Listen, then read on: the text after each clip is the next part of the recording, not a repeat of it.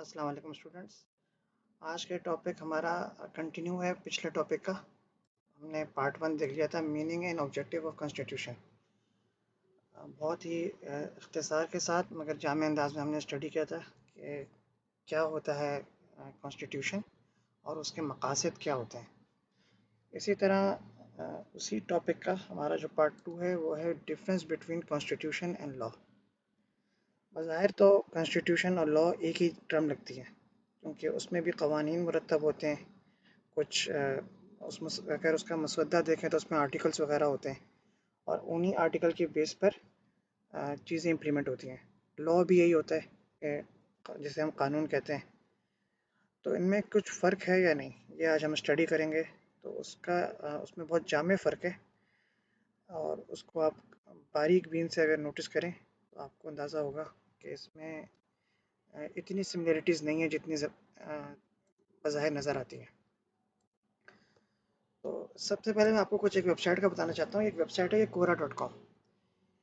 ये बहुत ही handy website है उन स्टूडेंट्स के लिए, उन रिसर्चर्स के लिए, उन लर्नर्स के लिए जो कुछ भी सीखना चाहते हैं या जिनके अंदर ग्रीड है लर्न करने की। इसके अंदर आप कुछ भी क्वेश्चन डालें, उसमें सब्जेक्ट स्पेशलिस्ट या कोई भी आंसर कर देता है और कोई भी सवाल जो आपके जहन में हो आप इसमें कर सकते हैं। इसकी बल्कि अगर आप लोग के पास ऐप हो तो और भी अच्छा है। अब जैसे इसमें मैंने अगर सिंपल एक सवाल डाला कि what is difference between constitution and law, तो आप देख सकते हैं इसमें 66 आंसर्स मौजूद हैं और रेटिंग के हिसाब से पता चलता है कि किस आंसर को कितना वेटेज दिया गया और वो कितना मायने ख़ेज़ है। राइट साइड पे अगर आप देखें तो रिलेटेड क्वेश्चन है, इससे मुताल्लिक जितने लोगों ने पूछा हुआ है सब बताया हुआ है। इसी तरह सिमिलैरिटीज़ भी पूछी हुई है किसी ने। हमने तो फ़र्क पढ़ना है ना, तो ज़ाहिर सी बात है फ़र्क के साथ हमें सिमिलैरिटीज़ भी पता होनी चाहिए। इसी तरह एक टर्म होती है कॉन्स्टिट्यूशनल लॉ। एक तो हम पढ़ रहे हैं difference between constitution and law. ये एक कंबाइन एक फील्ड भी है। ख़ास तौर पे एलएलबी के स्टूडेंट इसको एज ए सब्जेक्ट पढ़ते हैं और सीएसएस एग्ज़ाम के अंदर भी ये सब्जेक्ट होता है जिसके 100 मार्क्स का पेपर होता है। इसी तरह लॉ से मिलती जुलती एक टर्म होती है डिग्री, उसके बारे में बताया कि क्या डिफरेंस है। इसी तरह एक पूछ रहा है कि what is the relationship between case law and constitution, और इसी तरह what are the relationship between law and constitution. तो मिलते जुलते सारे सवाल मौजूद हैं। तो इसमें हम देखते हैं कि क्या ये कहता है, what is the difference between constitution and law.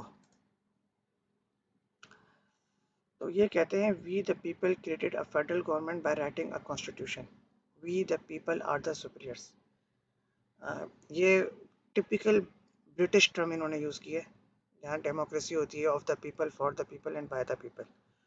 और उसमें जो कुछ भी होता है वो कहते हैं कि ये अवामी नुमाइंदे होते हैं। चूँकि इलेक्शन में मैंने आप लोग को पिछले लेक्चर में बताया था, इससे बिल्कुल पिछले लेक्चर नहीं था लेकिन 3-4 लेक्चर पहले की बात है कि जो डेमोक्रेसी गवर्नमेंट होती है उसमें जो नुमाइंदे होते हैं वो अपने अपने हल्के से मुंतखब होते हैं, तो वो उस हल्के के तमाम अवाम की नुमाइंदगी कर रहे होते हैं।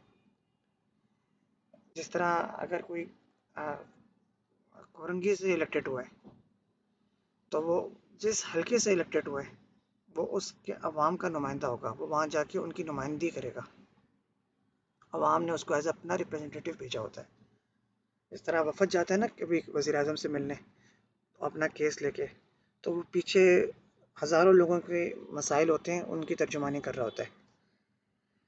तो ये क्या कह रहा है, we the people created a federal government by writing a constitution, we the people are the superiors, oath of office takers are the subordinates inferiors who by taking an oath allegiance or use allegiance। अच्छा, ये थोड़ा सा मुझे difficult इसका लग रहा है। मैं आप लोग को वो डेफिनेशन बताना चाहूँगा जो ज़रा इजी हो। ठीक है, इसमें मैं आपको किसी पेचीदगी में या कॉम्प्लेक्सिटी में नहीं डालना चाहता। तो कोई एक अच्छा आंसर देख लेते हैं जिसमें टू द पॉइंट बताया हो। ये मैं आपको सिर्फ वेबसाइट के हवाले से बता रहा हूँ कि इसमें लोग किस तरह से कमेंट करते हैं इसमें। वरना इसकी डिफरेंसेस के लिए मैंने आपके लिए अलग एक पेज खोला हुआ है जिसमें पूरा एक चार्ट बनाया हुआ है और बताया हुआ है मेजर डिफरेंसेस हैं क्या। और इससे अच्छा डिफरेंस करने का कोई तरीका हो नहीं सकता कि आप टेबल बना दें, लेफ्ट साइड पे एक चीज़ लिखते हैं, राइट साइड पे दूसरी टर्म लिखते हैं और पॉइंट वाइज सेम कैटेगरी के अंदर उनमें क्या क्या डिफरेंसेस हैं वो मेंशन कर दी जाए। तो वहाँ जाने से पहले हम इधर एक आंसर देख लेते हैं। They are couple of differences. तो क्या बता रहे हैं, कह रहे हैं इसको मैं हाईलाइट कर देता हूँ। A constitution is a set of procedures, institutions, and precedents that lay out the basic feature of governmental structure, as well as the most basic right that cannot be violated. A constitution may be said to be the supreme law of the land, and its violation is a high crime, as opposed to an ordinary crime. तो इसने वही बात कही है जो हमने पिछली definition में पढ़ी थी। ये स्टेट का लॉ होता है और इसको सबसे ज़्यादा मुकद्दस रखा जाता है किसी भी दूसरे कवानीन से। और आइन को तोड़ना, आइन से तजावुज़ की हद से तजावुज़ करना एक बड़ा जुर्म माना जाता है बनिस्बत लॉ के, क्योंकि लॉ जो है वो उसमें गुंजाइश होती है। लॉ इंक्लूडिंग रिटन और statutory law as well as common law और other laws of the country. ठीक है। अब जैसे इसको आपको मैं अगर आसान करके समझाना चाहूँ तो पाकिस्तान के आइन में सरकारी महकमों का जिक्र है, मगर इन डेप्थ अगर हर एक का जिक्र करें तो आइन के अंदर नहीं, वो एक अलग लॉज हैं। अब पुलिस एक्ट है, उसका लॉ अलग होगा कि पुलिस के अंदर वो, अब आइन के अंदर इतनी गुंजाइश नहीं होती कि उसमें हम डिटेल में लिखें। तो पुलिस किन मौके पर आप पर एफआईआर कटवा सकती है, आप पर चालान कर सकती है ट्रैफिक पुलिस, या आपको गिरफ्तार कर सकती है, किसका कितना दायरा अख्तियार है, वो उनकी पुलिस एक्ट 1861 जैसे हमारे यहाँ चल रहा है, वो भी अंग्रेज़ों के दौर का, जिस पर साबिक आईजी साहब ने कहा भी था कि बहुत पुराना कवानीन है, 2020-21 में काबिल इम्प्लीमेंट नहीं है। और लॉज एक इन डिटेल एक स्पेसिफिक इदारे के हिसाब से होते हैं। इसी तरह पासपोर्ट के लॉज अलग हैं, इमिग्रेशन के जिसको लॉज कहते हैं हम लोग। इसी तरह जितने भी सरकारी इदारे होंगे उनकी अपनी अपने अपने लॉज होंगे जिसके बेस पे फैसले होंगे। On the other hand constitution broadly बता देगी चीज़ों को, वो मुल्की सतह पे बताएगी, वो इन डेप्थ नहीं बताएगी। लॉज हमें आप इसको इस तरह समझ सकते हैं जैसे लोकल गवर्नमेंट के इश्यूज होते हैं ना, जो बिल्कुल सतही लेवल पे जाके होते हैं, जिसको हम डेवोल्यूशन ऑफ पावर कहते हैं, बिल्कुल पावर नीचे की तरफ आ जाती है, उनको डिस्कस करते हैं। उसके बरस कॉन्स्टिट्यूशन में प्राइम मिनिस्टर, प्रेसिडेंट और उनके कवानीन का जिक्र किया जाता है। तो इसी तरह कुछ आंसर हैं। और एक ये पढ़ लेते हैं, इसमें क्या कह रहे हैं ये एलएलबी लॉ है, लॉयर हैं, तो इनको हम देखते हैं क्या कह रहे हैं। इनकी बात कोई वजनी होगी क्योंकि फैकल्टी ऑफ लॉ से इनका ताल्लुक है।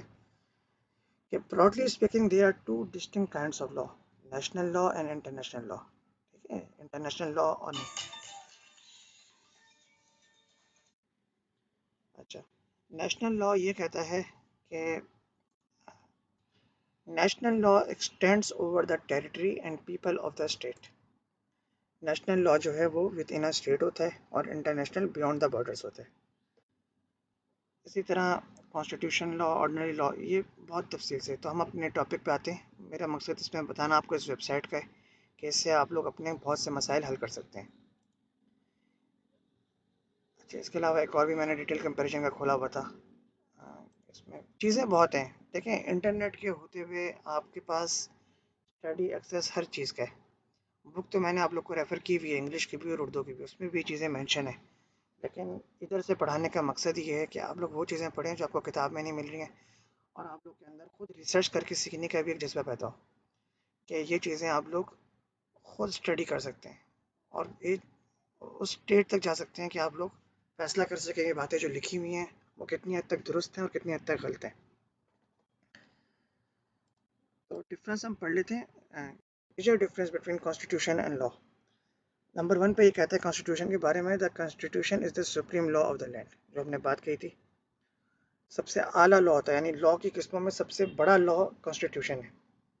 तो इसमें इसने ये ज़रूर कह दिया कि कॉन्स्टिट्यूशन इज़ अ लॉ, लेकिन law is not a constitution. तो एक डिफरेंस ये हो गया। हम लोग पैरेलल पढ़ते हैं, एक कॉन्स्टिट्यूशन का तो एक लॉ का। ठीक है, क्योंकि इसमें 9 पॉइंट्स हैं, इसमें 10 पॉइंट हैं, तो करीब करीब हम बराबर ही दोनों को स्टडी करेंगे। दूसरी तरफ ये कहता है law is commonly understood as a system of rules that are created and enforce through social और government institutions to regulate conduct. Social और गवर्नमेंट इदारे जो कवानीन मुरतब करते हैं उनको हम टर्म में लॉ कहते हैं, कानून कहते हैं।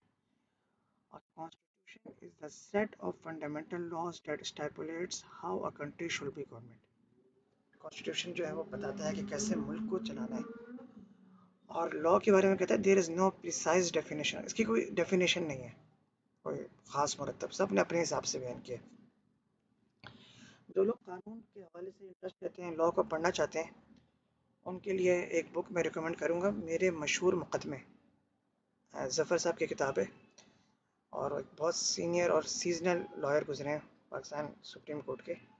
उसमें उन्होंने अपने एक्सपीरियंस किए हुए और उस दौरान उनको किन किन मराहल से गुजरना पड़ता है, और एक वकील के पॉइंट ऑफ व्यू से, और बड़ा बहुत पढ़ने से लायक किताब रखती है, बहुत कुछ सीखने को है उसके अंदर।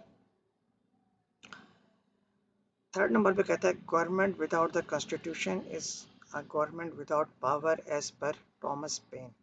टॉमस पेन साहब कहते हैं कि अगर किसी गवर्नमेंट के पास आइन नहीं है तो वो पावरलेस गवर्नमेंट है। और हम देखते हैं, हम अगर माजी में देखें जब पाकिस्तान का आइन नहीं था तो हमारे यहाँ मुल्क में एक कह सकते हैं कि प्राइम मिनिस्टर की वो लगी हुई थी, मछली बाजार लगा हुआ था, एक के बाद एक आ रहा था। यहाँ तक कि एक ज़माने में नेहरू ने कहा था कि मैं इतनी धोती नहीं बदलता जितने पाकिस्तान में वज़ीर बदले होते हैं, क्योंकि वो एक बार आता था किसी के साथ मुआहदा करने, 3 महीने बाद दूसरा वज़ीर आज़म होता था।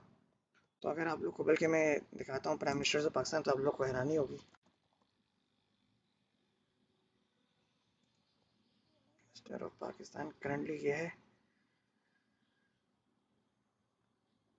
इसमें अगर आप लोग देखें तो जो 50s का दौर है, जब लियाकत अली ख़ान साहब का मर्डर हुआ लियाकत बाग के अंदर, सेम जगह जहाँ पे बेनज़ीर भुट्टो साहिबा का भी हुआ, वहाँ पे उसके बाद मुल्क में स्टेबिलिटी कायम नहीं रह सकी, और एक के बाद एक प्राइम मिनिस्टर आता था। तो उस वक्त तक हमारे मुल्क में आइन भी नहीं बना था। तो वही बात कि आइन ना हो तो इसी तरह के हालात होते हैं। ठीक है, आप ये देख रहे हैं 47 से 51 तक। अब आप 51 से देखना शुरू करें, ख्वाजा नाज़िमुद्दीन है, अच्छा इन्होंने भी अच्छा वक्त गुजारा 55 53 तक, 2 साल कहने को, वरना 5 साल पूरे करने चाहिए थे आइनी हिसाब से। बोगरा साहब आ गए, फिर 2 साल बाद चौधरी मोहम्मद अली आ गए, फिर हुसैन शहीद सरवर्दी बिल्कुल नेक्स्ट ईयर आ गए, फिर उसके अगले साल इब्राहिम इस्माइल चंडीगढ़, जिनके नाम पर आई चंडीगढ़ रोड भी है। उसी साल आप देख लें फिरोज खान नून भी आ गए, और फिर जाके जो है वो डिक्टेटरशिप का दौर शुरू हो गया अयूब खान का। तो 7 वज़ीर आज़म पाकिस्तान के बनने के बाद से लेकर अयूब खान के दौर तक आ चुके थे, और पाकिस्तान को बने हुए अभी 10 साल हुए थे। 10 साल में 7 वज़ीर आज़म का आना बिल्कुल ही मजाक का ख़ैज़ था। और उसके बरक्स नेहरू, जवाहरलाल नेहरू इंडिया में 16 साल वज़ीर आज़म रहा। तो इससे आप फ़र्क दे सकते हैं। 56 में जाके हमारा जब कानून आइन बना तो जाके कुछ मुस्तहकम हुआ, खैर उसको भी चलने नहीं दिया गया, डिक्टेटरशिप आ गई।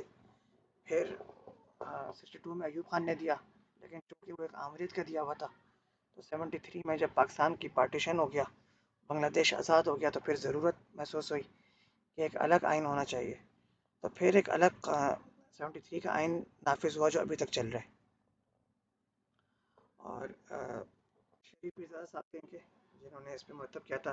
इसी तरह इंडिया में अम्बेडकर साहब हैं, ये 2 लोगों के नाम आप लोग को याद होने चाहिए कॉन्स्टिट्यूशन बनाने में। इंडिया में अम्बेडकर साहब का और पाकिस्तान में पीरज़ादा साहब का बड़ा रोल है। इधर थर्ड पॉइंट कहता है the meaning of the word law depends on the context in which the word is used. बहुत अहम बात की है इसने, कह रहा है जिस कॉन्टेक्स्ट में आप बात कर रहे होंगे हम कानून को उसी हिसाब से लेंगे। ठीक है, इसलिए इसकी आइन को लेकर हम जब भी बात करेंगे तो उससे मुराद मुल्क का आइन ही होगा। अब लॉ जो है वो किसी यूनिवर्सिटी के भी हो सकते हैं, डिफाइंड लॉस, लॉ किसी जरिए के भी हो सकते हैं। तो जब हम बात करेंगे तो उससे मुराद ये नहीं होगा कि सरकारी लॉ है या हुकूमती सतह का है, ये उस हिसाब से हम बात करेंगे। Constitution provide the basic principle of society. तो चौथा पॉइंट ये कह रहा है कि कॉन्स्टिट्यूशन जो है वो कुछ बुनियादी उसूल सोसाइटी को फराहम करता है। और चौथा पॉइंट लॉ के हवाले से कहता है there are many different types of law. अब लॉ की मुख्तलिफ किस्म है, लेकिन कॉन्स्टिट्यूशन एक ही चीज़ है। ठीक है, लॉ क्या है? कॉन्स्टिट्यूशनल लॉ भी है, एडमिनिस्ट्रेटिव लॉ भी है, क्रिमिनल लॉ भी है, कॉन्ट्रैक्ट लॉ है, प्रॉपर्टी लॉ है, लेबर लॉ है, इमिग्रेशन लॉ है। हर इदारे का अपना लॉ है। इंटेलेक्चुअल प्रॉपर्टी लॉ, ये मुझे नहीं पता में से कितने को पता है कि अगर आपके पास कुछ अपना अपनी जहानत से आपने कोई चीज़ ईजाद की हुई है तो उसके भी कुछ कवानीन है, उसके भी आप पेटेंट्स ले सकते हैं अपने, ये आपकी प्रॉपर्टी है। ख्यालात भी आइडियाज़ भी चोरी नहीं होता कि उसको भी रजिस्टर कराया जाता है। स्पेस लॉ है, टैक्स लॉ है, बैंकिंग लॉ है, कंज्यूमर लॉ है, इन्वायरमेंटल लॉ है, तो इसकी बेशुमार किस्में। कॉर्पोरेट लॉ भी होते हैं जो कि कॉर्पोरेट सेक्टर्स के होते हैं, प्राइवेट सेक्टर्स के। 5वें नंबर पे कहता है the constitution guarantees civil rights and civil liberties. आइन जो है वो आपको बुनियादी हकूक की फराहम करता है और आज़ादी मुहैया करता है। 5वां पॉइंट लॉ का कहता है law is a system of rules which a nation recognize as regulating the action of its citizens. 6वां पॉइंट कहता है the constitution demarcates the authorities and power of legislative, judiciary and executives. Demarcates कहते हैं निशानदेही करना। किस किस की करता है? मैंने आप लोग को स्टार्टिंग लेक्चर में बताया था कि लेजिस्लेशन क्या होता है, जुडिशरी क्या होता है, एग्जीक्यूटिव। ये ट्रायंगल होता है, इनको तकून कहा जाता है। पूरी स्टेट इन 3 चीज़ों पे डिपेंड करती है, लेजिस्लेशन, जुडिशरी, एग्जीक्यूटिव। 6वां पॉइंट से कहता है law of the land is enforced by the ruling bodies of the country. ठीक है, मौजूदा जो रूलिंग बॉडीज होती हैं उनके हिसाब से लॉ को इन्फोर्स किया जाता है। 7वां कहता है the constitution is the fundamental law that establish a system of, वही बात है जो पिछले हुई है। और इसमें ये कह रहा है the law of the land are influence. 8वां पॉइंट इसका क्या है? The constitution lays guideline on how a country should be organized. अच्छा, कॉन्स्टिट्यूशन में कोई, क्योंकि इसकी एक ही बेसिक डेफिनेशन है, तो मिला जुला के जो इसने बातें की हैं वो बेसिकली उसी पे आती हैं कि कॉन्स्टिट्यूशन इज़ बेसिकली एक ऐसे कवानीन का नाम है जो स्टेट को रिप्रेजेंट करते हैं, स्टेट के हवाले से नाफिज अमल होते हैं। उसके बरक्स लॉज के बारे में मुख्तलिफ बातें की जा सकती हैं। तो हम लोग आखिर 2 पॉइंट्स पढ़ लेते हैं। The type of punishment and duration of punishment for violation is given by the laws of the land. हाँ, ये लॉ बताएगा, कॉन्स्टिट्यूशन नहीं बताएगा कि किसको कितना कितनी सज़ा देनी है और कब तक की सज़ा देनी है। The main institutions of the law in a country are the courts, parliament, police, military, legal profession, bureaucratic organization and civil society itself. ये लोग हैं जो लॉ से एसोसिएटेड हैं। तो इस हवाले से बहुत सारी और भी चीज़ें हैं, डिफरेंस बिटवीन, इसमें इधर भी डेफिनेशन दी हुई है। इसमें अच्छा फॉर्म के हिसाब से दी हुई है इन्होंने, कन्वेंशन, इंक्लूजन, फॉर्म्स, पर्पस। ठीक है, इसी तरह ये 4-5 लाइन की डेफिनेशंस हैं जिसमें डिफरेंस मौजूद है। तो मैं कोशिश करता हूँ आप लोगों के साथ ये शेयर कर लूँ लिंक्स, जो लोग इसको पढ़ना चाहते हैं। कॉन्स्टिट्यूशन लॉ हमारा सब्जेक्ट नहीं है और इसी तरह इसमें भी डिफरेंसेस बताए गए हैं। तो ये बुनियादी चीज़ें जिनके बेस पे आप डिफरेंसेस मालूम कर सकते हैं। बाकी आप लोग को इस हवाले से कोई भी सवाल हो तो आप लोग you are free to ask, आप लोग जब चाहें पूछ सकते हैं कि क्या चीज़ आपको समझ नहीं आई इसमें, क्या चीज़ जो भी पेचीदगी हैं। और क्वेश्चन की तरफ अगर आएँ आज के, तो क्वेश्चन थोड़ा सा टेक्निकल है। ठीक है, आप लोगों ने न्यूज़ सुनी होगी कि कुछ अरब कंट्रीज़ ने इसराइल को एक्सेप्ट कर लिया है, उसके साथ सफारती ताल्लुकात बहाल कर लिए। और इसमें यूएई का नाम सर फ़हरिस्त है और ख़बरें आ रही हैं ऐसी कि सऊदी अरब भी अनकरीब ऐसा करने जा रहा है। जॉर्डन और कुछ 1-2 ममालिक अरब के ऐसे थे जो पहले से करते थे। अब पाकिस्तान और बांग्लादेश 2 ऐसे ममालिक हैं जिनके कवानीन और आइन में ये चीज़ लिखी है, क्योंकि हमारा सब्जेक्ट आइन है और कवानीन है और कॉन्स्टिट्यूशन ही अलाउ करेगी तो हम ये चीज़ कर सकते हैं। हुकूमत के करने से कुछ नहीं होगा। तो जिसका पासपोर्ट बना हुआ है या जिसको कभी इत्तेफाक हुआ है पासपोर्ट देखने का, तो हमारे पहले पेज पे ये लिखा होता है कि ये पासपोर्ट इसराइल के अलावा तमाम ममालिक के लिए एक्सेप्टेबल है। सेम चीज़ बांग्लादेश के पासपोर्ट में भी लिखी हुई है। इसके अलावा दुनिया के किसी मुल्क में ये चीज़ नहीं लिखी हुई। तो उस चीज़ को मद्देनज़र रखकर एक तो कायदा आज़म का कोट, इस पर भी कोट करता हूँ मैं पिछले लेक्चर की तरह, जिसमें उन्होंने इसराइल को कहा था अमेरिका का इलेजिटिमेट चाइल्ड। ठीक है, तो उसको मद्देनज़र रखकर फाउंडर ऑफ पाकिस्तान क्या सोचते थे इसराइल के हवाले से, उसको रखकर फिर इसराइल का जो बर्ताव चल रहा है फ़लस्तीन के साथ, क्योंकि इसराइल तो शुरू से नहीं था, फ़लस्तीन तो शुरू से था। ये तो बेल्फोर डिक्लेरेशन के बाद ये कंट्री आई है। फिर पाकिस्तान की मौजूदा स्टेटस को देखकर कि जहाँ हमें दुनिया के साथ रवाबित भी कायम करने हैं, हमें अपनी इंपोर्ट एक्सपोर्ट एक्सपोर्ट, क्योंकि इसराइल से अगेंस्ट जाने से हमें एक जो सबसे बड़ा नुकसान ये हो रहा है कि इंडिया उसके करीब से करीब तर होता जा रहा है। वहाँ उनकी एम्बेसी मौजूद है और वो लोग मिलकर जो है एक मुश्तरका एडवेंचर कर सकते हैं पाकिस्तान के खिलाफ। तो आप लोग क्या समझते हैं? ठीक है, इस पे अपनी राय ज़रूर दें कि क्या पाकिस्तान को इसराइल को अरब कंट्रीज़ के नक्शे कदम पर चलकर एक्सेप्ट करना चाहिए? अरब कंट्रीज़ का तो ज़्यादा वास्ता है इसराइल के साथ, वो एक्सेप्ट कर रही हैं और वो कर रही हैं तो उस पर ज़ाहिर सी बात है तनकीद का निशाना भी हो रहा है उनको। लेकिन पाकिस्तान चूँकि दूर है, पाकिस्तान का बिलवास्ता कोई असर भी नहीं है और जो अगर कोई रिश्ता है तो वो फ़लस्तीनियों के साथ सिर्फ एक इस्लाम का है, ज़बान भी हमारी अलग है। तो आप लोग क्या समझते हैं? अ, कश्मीर में भी आर्टिकल जो है वो 37 है और 370 ख़त्म कर दिया गया है और उस पर भी अब कोई बात नहीं की जा रही है। तो मौजूदा सूरत हाल को देखकर आप लोग क्या समझते हैं कि इसराइल को एक्सेप्ट करना चाहिए पाकिस्तान को या नहीं करना चाहिए? तो इसमें एग्री या डिसएग्री नहीं करेगा। मैंने आप लोगों को बोला कि आप लोगों ने आंसर देना है तो इसको जस्टिफाई करना है with some logic with some reasons. ठीक है, तो आप लोग कमेंट करें और इस वीक के लिए इतना ही। नेक्स्ट वीक तक